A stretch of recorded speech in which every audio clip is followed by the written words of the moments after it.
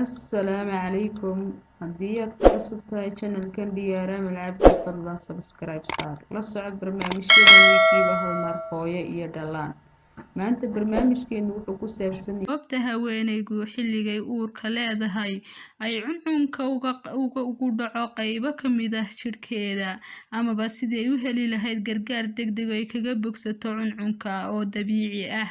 Waxaad dareemi kartaa cuncun caloosha iyo naasaha dhexdooda amaba jidhka oo dhan.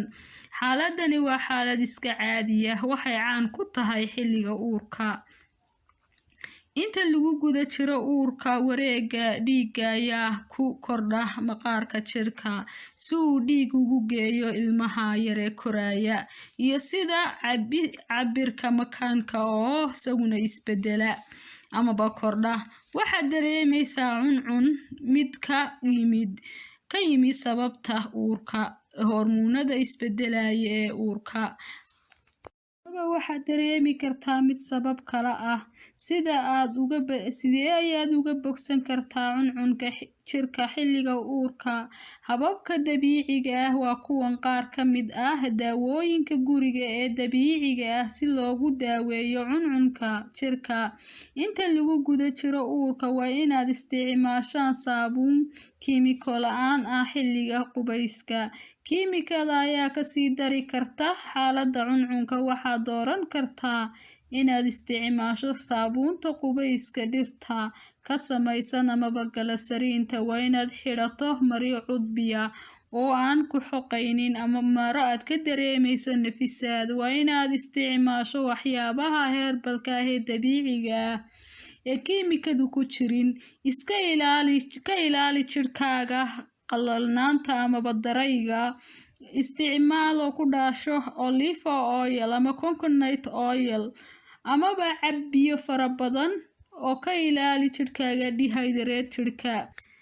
Haddii aad ku bogsan weydo intaa, waa inaad dhakhtarkaaga la tashato. Waa inuu kuu qoro daawooyinka sida looshinka. Haddii weli aanad ahayn wax isbedel ah oo kala duwan, dhakhtarkaagu waa inuu kaa qaado shaybaadho si uu u ogaado sababaha keenaya cuncunka.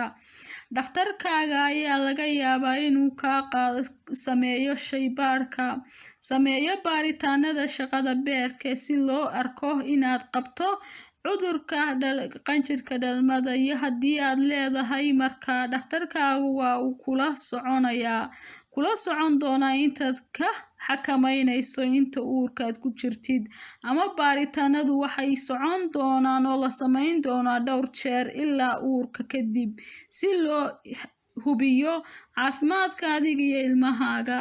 Xaaladda qanjirka ee dhalmada, waxaad dareemaysaa cuncun dhammaan qaybaha jirka, gaar ahaan caloosha iyo gacmaha.